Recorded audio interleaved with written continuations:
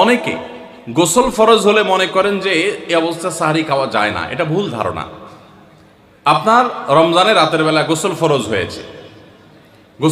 হয়েছে, আপনি এখনো গোসল করতে পারেন না, এদিকে সাহারির খানার সময় চলে যাচ্ছে, তাহলে আপনি আগে সাহারির খানা খেয়ে নেন, সাহারি খেয়ে তাড়াতাড়ি গোসল করে তারপর ফজর নামাজ পড়তে যান, কোনো অসুবিধা নেই। এমনকি যদি আজান হয়ে যায়, আপনি গোসল এখনো করতে পারেন নাই, তাতেও সমস্যা নেই। আমরা অনেকে এটাকে সমস্যা মনে করি। সেই সাথে আরেকটা ভুল ধারণা হলো, অনেকে মনে করেন রমজান মাসে দিনের বেলায় স্বপ্নদোষ হলে বোধহয় রোজা ভেঙে যায়। স্বপ্নদোষ হওয়ার কারণে রোজা ভাঙে না। স্বপ্নদোষ হয়েছে, আপনি রোজা কন্টিনিউ করবেন, এই রোজা রাখতেও হবে না, কোনো অসুবিধা নেই, কারণ এটা আপনার ইচ্ছায় না।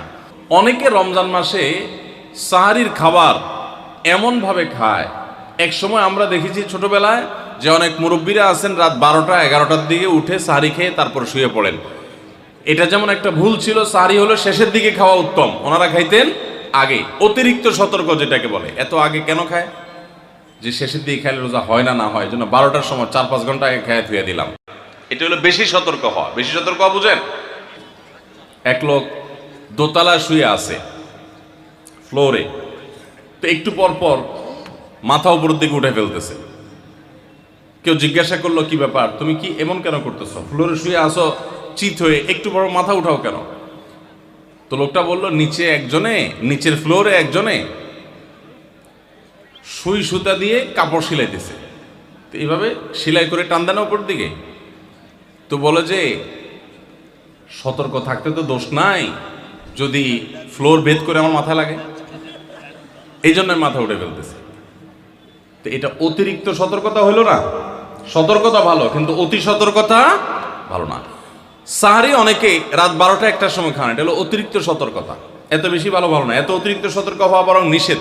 হাদিসে নবী সাল্লাল্লাহু আলাইহি ওয়াসাল্লাম আমাদেরকে সাহারি শেষের দিকে খেতে বলেছেন। এখন আরেকটা ভুল হলো, অনেকে সাহারি এত শেষে খান যে মুয়াজ্জিনের সাথে ওনার কম্পিটিশন হয়। মুয়াজ্জিন মাইক ধরে, মাইকের সামনে দাঁড়ায় মুয়াজ্জিন ঘড়ির দিকে তাকাতে তাকে টিক টিক টিক টিক আগাইতেছে কাটা। মুয়াজ্জিন প্রস্তুতি নিচ্ছে যে আল্লাহু আকবার করে হাঁক দিবে, আর উনিও ওইদিকে প্লেট হাতে গ্লাস হাতে খাবার খাচ্ছেন, ধুমায়া খাচ্ছেন, এবং কম্পিটিশনে লিপ্ত হয়েছেন যে মুয়াজ্জিন আগে আল্লাহু আকবার বলে না, তিনি আগে গিলে শেষ করেন। এরকম কম্পিটিশন হয় কি হয় না? বেশিরভাগ লোক, বিশেষ করে আমাদের যে কোনো কাজে আমরা একেবারে শেষ মুহূর্ত পর্যন্ত না ঠেকালে ভালো লাগে না। এই যে একদম আজান হওয়ার আগ মুহূর্ত পর্যন্ত খেতে থাকা, অনেক সময় দেখা যায় যে ভিতরে যেতে যাচ্ছে আজান পড়তেছে, এখনো আমার গলার নিচেও নামে না, এদিকে আল্লাহু আকবার শুরু করে দিছি, আল্লাহু আকবার শুরু করতেছে, তখনও চাপাই দিছি, এবার ফালাই দিছি। দেরিতে সাহারি খাওয়া সুন্নত, এর মানে এই না যে এত দেরি করবেন যে মুয়াজ্জিনের সাথে আপনি চোর পুলিশ খেলাবেন। এত দেরি করা এটা অবশ্যই সুন্নাহ নয়। নবী করিম সাল্লাল্লাহু আলাইহি ওয়াসাল্লাম সাহারি খেয়ে শেষ করার পর ফজরের নামাজ পড়তেন, মাঝখানে 50 আয়াত পড়ার মতো গ্যাপ থাকতো। 50 আয়াতের গ্যাপ মানে হলো 5 থেকে 7 মিনিট এভারেজ, এরকম গ্যাপ তিনি দিতেন, তারপর তিনি নামাজ পড়তেন। তো এই জন্য ভাইরা আমার, সাহারির সময়, ভোর রাতের সময়টা হলো দোয়া কবুলের সবচেয়ে মোক্ষম সময়। 24 ঘন্টার ভিতরে দোয়া কবুলের সবচেয়ে আদর্শ সময়, যে সময়ের দোয়া কবুলের সম্ভাবনা সবচেয়ে বেশি, সেটা হলো ভোর রাতের সময়টা। আল্লাহ সুবহানাহু ওয়া তাআলা ডেকে ডেকে বান্দার ক্ষমা ঘোষণা করেন, বিপদ আপদ দূর করেন, অসুখ বিসুখ দূর করেন। এই সময়টা হলো রাতের শেষ প্রহর, ফজরের আগের সময়টা, তাহাজ্জুদের সময়টা। 11 মাস ধরে আমরা নানা ব্যস্ততার অজুহাতে আমাদের তাহাজ্জুদ পড়ার সুযোগ হয় না, ভোর রাতে ওঠার সুযোগ হয় না।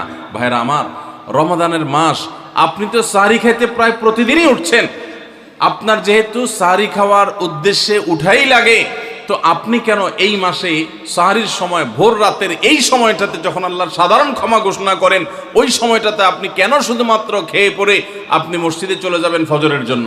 অবশ্যই আপনি সাহারি খেতে উঠলে 2-5 মিনিট সময় বের করে বিশেষভাবে আল্লাহর কাছে দোয়ায় মনোনিবেশ করবেন। আমাদের একটা বড় ভুল হলো, সাহারির এই সময়টাকে দোয়ায় আমরা মনোনিবেশ করি না। সম্ভব হলে 2 রাকাত নামাজ পড়েন, 4 রাকাত নামাজ পড়েন। সেটা যদি না পারেন, তো সাহারির খানার শেষে অথবা আগে আপনি আপনার রুমে গিয়ে লাইট বন্ধ করে নিরিবিলি জায়গায় একটু আল্লাহর কাছে হাত তুলে একটু চোখের পানি ফেলে চান, দোয়া করেন। দোয়ার এই সুযোগটা 11 মাস আপনি পান না, রমজান মাসে সাহারির উসিলায় পেয়েছেন, তো আপনি সেই সুযোগটা কেন হাতছাড়া করবেন? আমি বিনয়ের সাথে বলতে চাই, একজন মানুষের জন্য আমরা এই সুযোগটা হাতছাড়া না করি। আমি পারতপক্ষে কোনোদিন এই সুযোগটা হাতছাড়া করি না ভাইরা। যেদিন কিছুই করতে পারি না, ওই রকম দোয়া করার সময় হয়তো নাই, কোনো কারণে দেরি হয়ে গেছে উঠতে উঠতে, ওই দিন খাইতে খাইতে মনে মনে দোয়া করার চেষ্টা করি, প্লেটটা ধুইতে ধুইতে দোয়া করার চেষ্টা করি। কারণ মুয়াজ্জিন ফজরের আজান যখন দেন, ওয়াক্ত যখন হয়, তার আগ মুহূর্ত পর্যন্ত আল্লাহ তাআলা দুনিয়ার আসমানে এসে তারপরে বান্দাকে ডেকে ডেকে বলেন, আল্লাহ মিন মুবতালান, তোমাদের মধ্যে কেউ কি অসুস্থ আছো, ফাআফিয়াহু, আমি তাকে সুস্থতা দান করব। আল্লাহ মিন মুস্তাগফিরিন ফাগফির লাহ, তোমাদের মধ্যে কেউ কি আছো ক্ষমা প্রার্থনাকারী, আমি তাকে ক্ষমা করে দিব। এভাবে ডেকে ডেকে আল্লাহ তাআলা দিতে থাকেন। টোটাল 24 ঘন্টার মধ্যে যেই সময়টার দোয়া ফেরত দেয়া হয় না, যেই সময়টার দোয়া মিস হওয়ার সম্ভাবনা খুবই কম, আপনার দোয়ার বেসিক শর্তগুলো ঠিক থাকলে এই দোয়া কবুল হওয়ার সম্ভাবনা জোরালো, সেই সময়টা হলো ভোর রাতের সময়টা। রমজান মাসে এই সময়টাতে দোয়ার যে সুযোগ তৈরি হয়, দোয়ার যে বিশাল সুযোগ আপনি পান, এই সুযোগটা হাতছাড়া করে আপনি শুধুমাত্র খেয়ে দিয়ে এই সময়টাকে পার করে দেন, এটা কখনো বুদ্ধিমানের কাজ হতে পারে না। এই জন্য রমজান মাসের ভুলগুলোর মধ্যে থেকে একটা হলো যে সাহরির সময়টাতে, ভোর রাতের সময়টাতে, দোয়া কবুলের গুরুত্বপূর্ণ সময়টাতে আমরা দোয়া তো করিই না। অনেকে ওই সময় আজকাল সাহরি পার্টি বের করেছেন, তামাশা বের করেছেন, অনেকে টেলিভিশনের প্রোগ্রাম দেখেন। কোন চ্যানেলে সাহরির সময়ের কোন প্রোগ্রাম আমরাও মাঝে মধ্যে, এগুলো আগে রেকর্ড করা থাকে। সাহরির সময় আমরা টেলিভিশনে প্রোগ্রাম করতে চাই না, আগে রেকর্ড করা থাকে, সেগুলো চলে। এগুলো হলো তাদের জন্য যারা টেলিভিশনে হারাম জিনিস দেখবে, ওই টাইমটাতে সে যেন হারাম জিনিস না দেখে ভালো কিছু দেখে। আপনাদেরকে আমরা বলবো, কখনো ওই ভোর রাতের ওই সময় ইসলামিক প্রোগ্রামও দেখতে যাবেন না। আপনি ওই সময়টাতে আল্লাহর সাথে কথা বলবেন, ওই টাইমটা ইবাদতের সময়, ওই টাইমটা দোয়া এবং রোনাজারির সময়। আমরা বেশিরভাগ মানুষ এই ভুলটা করি যে রমজানে আল্লাহর কাছে পাওয়ার এই বিশাল সুযোগ আমরা হাতছাড়া করে ফেলি। আমরা এখন থেকে সাহরিতে উঠলে দোয়া করবো তো ইনশাআল্লাহ। আল্লাহ আমাদের সবাইকে তৌফিক দান করুন। অনেকে রোজা রেখে থুতু গিলাটাকে দোষণীয় মনে করেন যে রোজা রেখে বোধহয় থুতু গেলা যায় না, এই জন্য ঘন ঘন থুতু ফেলে দেখবেন অনেকে আছেন। বিশেষ করে নতুন নতুন যখন রোজা রাখে পোলাপান, তখন দেখবেন যে মিনিটে মিনিটে থুতু ফেলে, আছে না নাই? এই ঘন ঘন রোজা রাখে, আপনার থুতু ফেলে কেন? কারণ মনে করতেছে থুতু গিললে তার রোজা ভেঙে যাবে।